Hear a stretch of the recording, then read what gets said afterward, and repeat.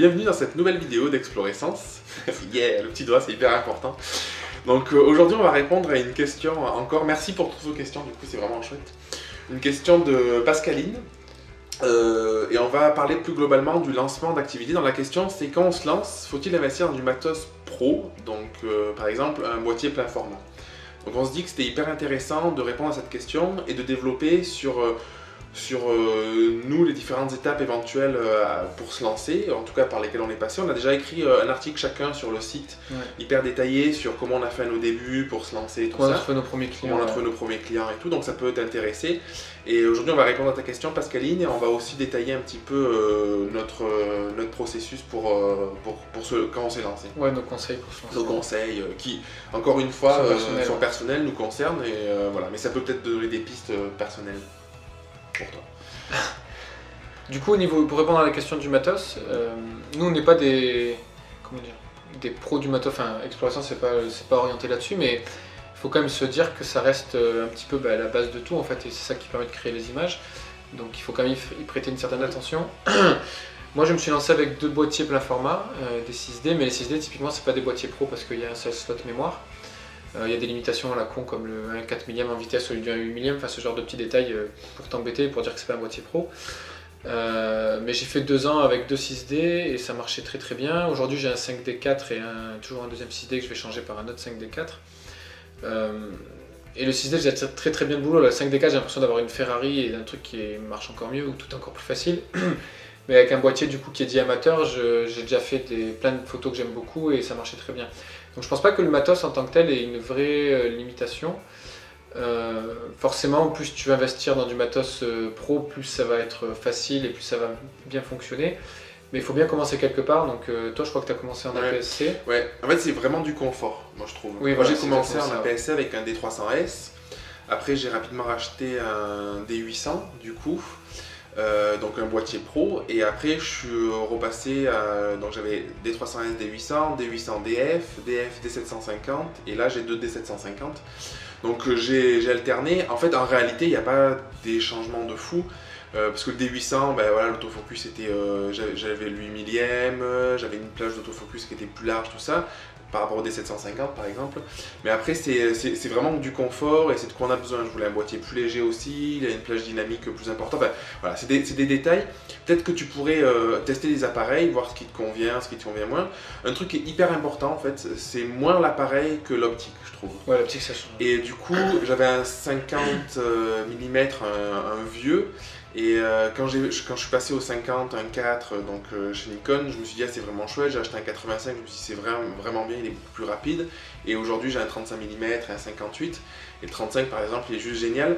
Et du coup je pense que si tu dois investis plutôt dans les optiques, surtout que c'est un truc qui va durer dans le temps, que forcément dans un boîtier. Après je pense que c'est chouette, enfin, moi je suis content d'avoir des boîtiers qui fonctionnent bien et tout ça. Mais après je pense que c'est du confort, si tu vas pouvoir monter un peu plus en ISO, la mise au point va être peut-être un peu plus rapide, des choses comme ça. Mais parfois ça peut être une excuse aussi, et c'est pas ça qui va te faire des plus belles photos en fait. C'est ça. Moi si je devais donner des conseils là-dessus, je te dirais quand même de partir sur un plein format. Tu peux partir sur de l'occasion, des boîtiers d'occasion, des 5D2, 5D3 en Canon, ou chez Nikon tu peux trouver des D610, des 750 j'imagine en occasion, qui sont un peu moins chers du coup que sur une version neuve. Mais quand même moi le plein format, le jour où je passe au plein format, j'ai l'impression de respirer beaucoup mieux en fait, de voir plus large. Il y a un confort dans le viseur déjà. Voilà le viseur, et puis surtout je trouve qu'en reportage, après ça dépend du style de photo que tu fais. Si tu fais que du studio, du portrait, un APS-C ça fait très très bien le boulot. Si tu veux faire de la photo sportive ou quoi, c'est bien d'avoir un APS-C parce que du coup ça zoome un peu plus, donc ça peut être aussi un avantage. En reportage, moi j'ai trouvé que le plein format était vraiment mieux dans le sens où tu vois c'est plus large et du coup tu fais le 35 mm est vraiment un grand angle, et du coup ça je trouve que c'est vraiment chouette. Et du coup investir plutôt dans des optiques, je trouve que c'est vraiment le point important. Nous on est pro, on est à fond sur le focal fixe pour le rendu que ça a, et puis le côté, ça t'oblige à te déplacer, à réfléchir ton cadrage, tu n'es pas là comme un feignant à bouger ton truc. Je dis pas qu'il n'y a pas de bons photographes en zoom, j'ai des photographes qui sont très bons, mais personnellement tous les photographes que j'adore et dont je kiffe le travail c'est toujours de la focal fixe. Et moi, le jour où je passe en focal fixe, ça a été le jour et la nuit dans mon rendu des images. Donc voilà, moi je trouve que débuter avec un boîtier plein format et des focales fixes en plus c'est moins cher souvent que les zooms. Un très bon zoom, ouais. Une focale fixe à 300-400 euros, tu as déjà une qualité d'image incroyable, alors que pour avoir le même type d'image avec un zoom, il faut aller vite sur du 1500-2000 euros. Voilà, donc après c'est vraiment du confort, ça se fait au fur et à mesure. Ma première année, j'ai fait avec des focales fixes entrée de gamme, on va dire dans les 300-400 euros. La deuxième année, je suis passé sur le 50-1.2 et le 35-1.4 de Canon, les sériels, donc là qui coûtent un bon braquage. Mais c'est vrai que voilà, c'est du confort, c'est juste plus beau, plus doux, plus cohérent aussi quand tu passes d'une focale à l'autre. Donc voilà, dans mes reportages, j'ai un peu plus de qualité, c'est un petit peu plus net aussi. Donc voilà, c'est des petits trucs, mais il faut bien commencer quelque part. Tu peux pas, je pense pas que tu puisses commencer tes tarifs à 3-4 000 euros tout de suite. Donc il faut aussi être cohérent avec ce que tu proposes et puis y aller petit à petit. Il faut le voir comme un investissement aussi. Tu peux commencer avec. Si tu fais du reportage, par exemple du mariage, je pense que c'est bien d'avoir 2 boîtiers. Oui, ça c'est essentiel. Parce que si t'en as un qui tombe en rade, tu peux pas, là c'est pas possible, tu peux pas dire la séance on la refait demain ou quoi. Et du coup tu peux peut-être éventuellement commencer à investir dans un second boîtier plein format. Et puis tu peux avoir un APC. Puis voilà, et puis éventuellement voilà, tu essayes de faire 80% de tes photos avec lui, 20% avec l'autre si tu trouves que il est moins performant. Enfin tu peux t'adapter mais il y a toujours une solution, quoi. Ouais, ça c'est vraiment hyper important. Moi j'ai un de mes 6D qui m'a lâché, c'est pour ça que j'ai acheté un 5D4 sur un mariage. C'était la soirée, donc c'est le meilleur moment où ça pouvait m'arriver parce que sur la soirée je travaillais plus qu'avec un seul boîtier, sinon j'ai 2 boîtiers toute la journée. Mais du coup voilà, heureusement que j'avais deuxième boîtier, sinon t'es mort, quoi. Je peux pas dire au marié salut je rentre, quoi, c'est pas possible. Écoutez, ou alors prendre le. Donc voilà, au moins 2 boîtiers, si tu fais du reportage, pour moi c'est primordial. Durant le mariage en tout cas, la séance, tu peux toujours te dire on refait la séance si le boîtier plante, mais c'est pas si c'est une séance grossesse, ça peut être une limite parce que peut-être que le temps que tu rachètes un autre boîtier, la maman elle va coucher, enfin voilà, donc du coup moi je trouve que 2 boîtiers, puis c'est vraiment du confort pour le coup, là tu peux, quand t'as un focal fixe, moi du coup j'ai mon 35 et mon 50 tout le temps, et tu varies de l'un à l'autre et je trouve que c'est vraiment chouette, quoi. Ouais. Ça permet d'être bien réactif aussi. Donc du coup on s'est dit, donc, comme on te disait, qu'on allait essayer de faire un petit processus de comment on s'est lancé. Donc le premier truc, dis-le du coup, c'est l'énergie que tu ouais, c'est l'énergie que tu vas mettre en fait. Il y en a qui disent je me lance, mais ils te disent je me lance, mais ils sont comme ça, puis ils osent pas trop en parler. Quand quelqu'un en parle, tu veux te lancer en tant que photographe, oui, mais tu vois, ils sont dans la peur en fait. Moi le jour où j'ai décidé de me lancer, ça m'a pris comme ça d'un coup. Et j'étais hyper heureux en fait de cette idée là, et du coup dès que j'étais avec des gens, tu fais quoi, là je vais quitter mon boulot, je vais me lancer, j'étais hyper fier de le dire. Et du coup je pense que ça a eu vraiment un impact parce que je me suis retrouvé des fois en soirée avec mes frères et un pote à lui qui entend tu te lances, mais nous on se marie l'année prochaine et tout, on a déjà vu un peu ta page, on adore les photos que tu fais, ça serait cool qu'on en parle et tout ça. Et du coup comme ça s'est fait. Une fois j'étais au restaurant avec une amie en train de lui montrer des photos que j'avais fait de ma première séance couple, et il y a la serveuse qui passe et qui voit les photos, c'est vraiment chouette et tout. Je dis si vous connaissez quelqu'un qui cherche un photographe, moi je me marie l'année prochaine. Et du coup il y a eu plein de choses qui sont faites comme ça, juste par le bouche à oreille. Et le dernier workshop qu'on a fait, là il y avait Charline Photographie là, qui était avec nous. Et elle carrément, elle a une énergie, je crois que à elle seule elle a l'énergie de 100 personnes. Et du coup quand elle s'est lancée, elle est partie faire le tour de tous les magasins autour de chez elle, donner des cartes, dire qu'elle s'est lancée, elle a un sourire génial, donc du coup ça part super bien. Et en fait son activité a explosé en 2 secondes, quoi. Et c'est vraiment passé il y a vraiment un bouche à oreille très fort qui s'est fait. Moi je suis moins à l'aise avec cette idée là parce que je suis moins dans le... Enfin j'ai du mal j'ai l'impression de déranger les gens si je fais ça. Mais du coup moi j'ai mis énormément d'énergie sur la partie internet, donc sur ma page. Tu as montré ce que tu fais, quoi. Voilà.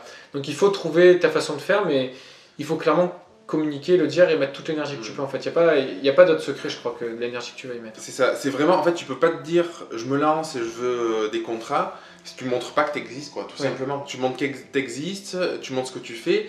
On en parlait dans une vidéo précédente aussi, en te disant que ce que tu fais aujourd'hui, c'est pas ce que tu feras demain, mais c'est pas grave parce que tu peux pas faire mieux. Donc le montrer, parce que souvent c'est ça en fait, on montre pas parce qu'on a peur, on se dit c'est pas assez bien.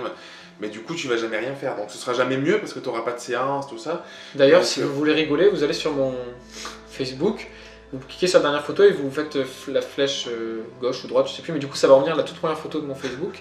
Et regardez mes premières photos, je pense que vous allez rigoler, ça va peut-être un peu vous rassurer. C'est pas pire que ce que tu fais aujourd'hui, hein. Non, mais c'est un truc qui est bien, que j'aime bien faire des fois, je vais voir un photographe que j'adore, et il y en a certains qui ont laissé leur page Facebook depuis des années, et du coup tu vois les premières photos, tu fais on avait fait ça avec Gabe. Mais ça va. Mais Gabe, c'était, je pense que quand il a commencé sur Facebook, il a déjà des belles photos, mais ça n'a rien à voir avec ce qu'il fait aujourd'hui. Sur Instagram, il y a des très très vieilles photos. Ouais, ça c'est chouette du coup de se dire, ils ont commencé comme tout le monde, quoi. Et c'est logique en fait, c'est normal. Donc le second conseil, par où on est passé, c'est de... Moi je le symbolise en disant il faut se créer un portfolio en fait. Ce qui est important, en fait ça rejoint ce qu'on te dit, c'est montre que tu existes, montre que tu fais des photos, mais à la fois pour en montrer, il faut en faire quoi. Et au début c'est pas forcément le plus simple de trouver des clients, voilà. Et pour se faire ton portfolio, tu peux demander éventuellement à des amis avec qui tu te sens à l'aise, ou offrir une séance, ou faire une séance avec peut-être une réduction parce que tu te lances, peu importe, mais du coup construire des images et faire des photos, faire des photos, faire des photos, pour que tu puisses progresser et avoir quelque chose à montrer, et c'est hyper important en fait, parce que souvent quand on se lance, on est dans son coin. Si on est dans son coin, le problème c'est qu'on va déprimer parce qu'on n'a pas de contrat. Forcément, si on n'a pas de contrat, on n'a pas d'image à montrer. Du coup, c'est un cercle vicieux. Et du coup, si tu vas en parler à tout le monde, que tu fais des séances, que tu montres que ça bouge, en fait, souvent, c'est un truc, c'est. Moi, parfois, on me dit ah là, t'as fait 1 million de trucs en ce moment et tout, alors que c'est une période un peu creuse, mais c'est juste parce que je montre énormément de trucs que j'ai fait 1 ou 2 mois avant. Donc, les personnes ont l'impression que dans la semaine, j'ai fait 1 million de prestats. Et du coup, en fait, c'est hyper important de montrer, parce que ça montre que tu bouges, que tu fais des choses. Et voilà. Puis les gens, du coup, t'es visible. C'est ça. Moi, c'est super drôle parce que quand je me suis lancé, du coup, il y a eu ce premier couple là qui m'a fait confiance comme ça. Donc en fait, moi, ce que je faisais, c'est que j'offrais une séance couple et je donnais les photos s'ils décidaient de me choisir pour leur mariage. Parce que je voulais faire des mariages. Du coup, j'avais fait ce système-là et s'ils me prenaient pas, je leur donnais pas les photos. Au final, j'ai fait ça 4 fois et 4 fois, ils m'ont pris.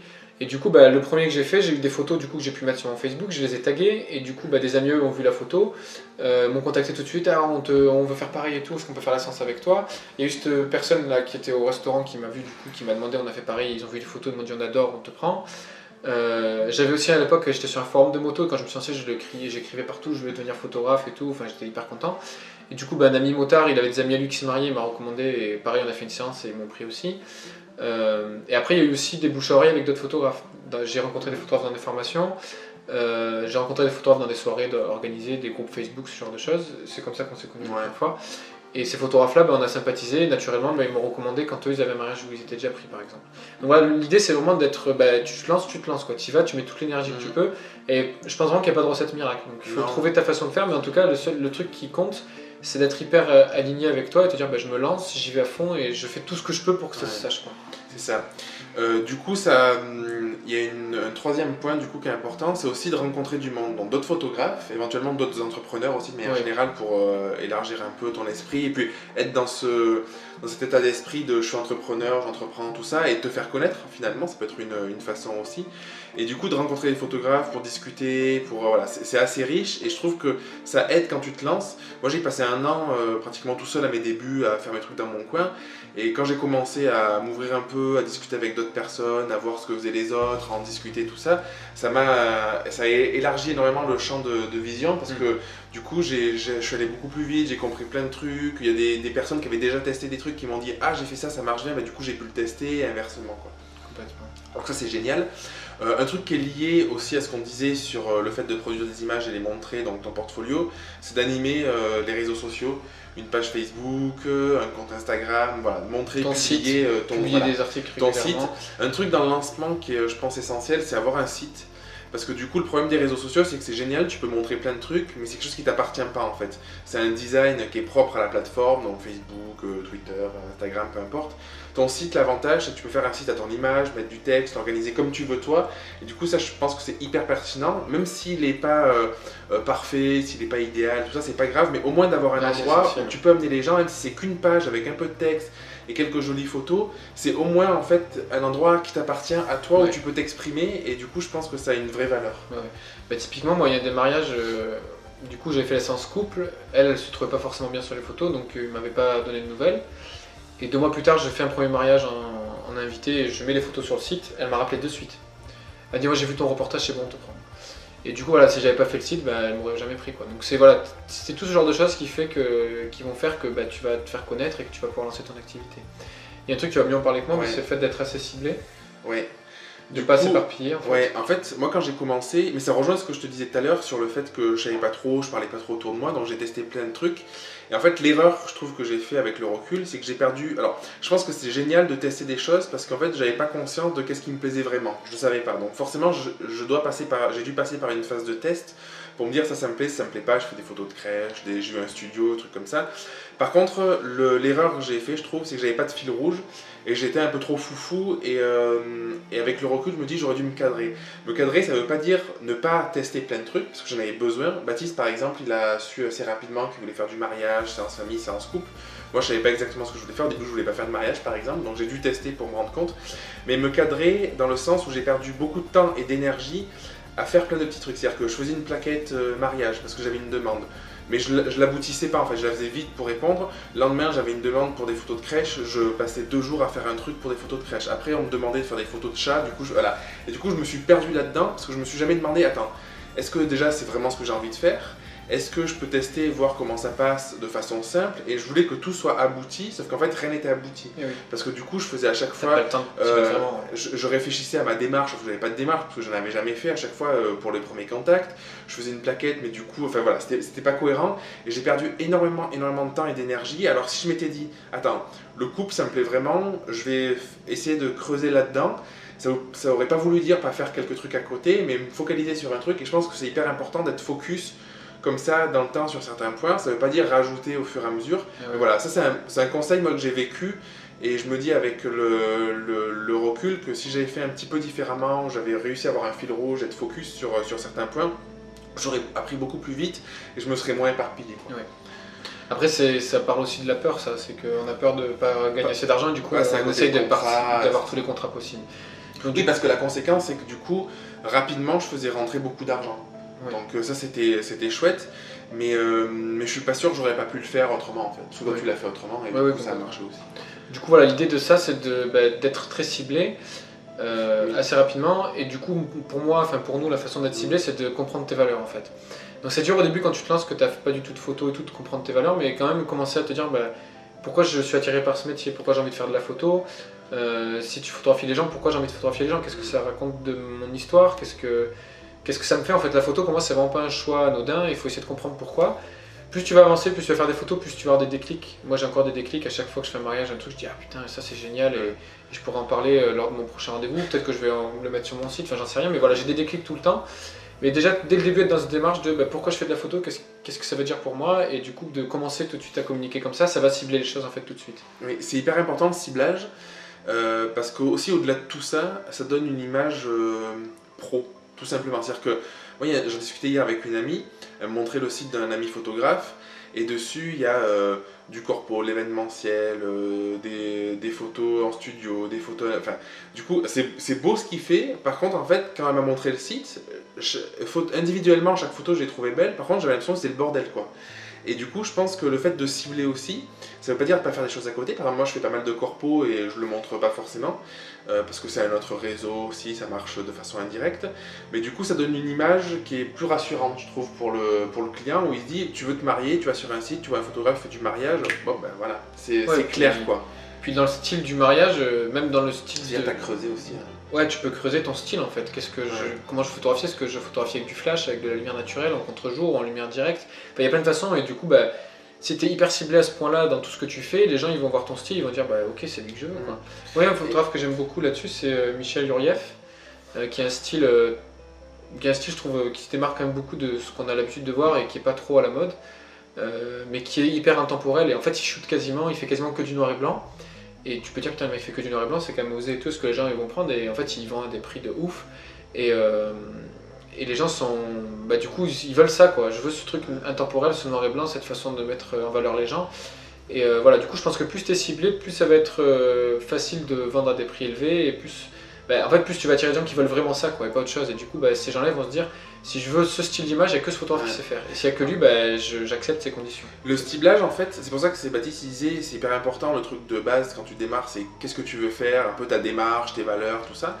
C'est que du coup, tu prends un photographe par exemple comme Michael Ferrir, qui va te faire des photos de voyage, des photos de backstage Stromae, des photos de mariage, des séances couple, famille, n'importe quoi, de la mode et tout.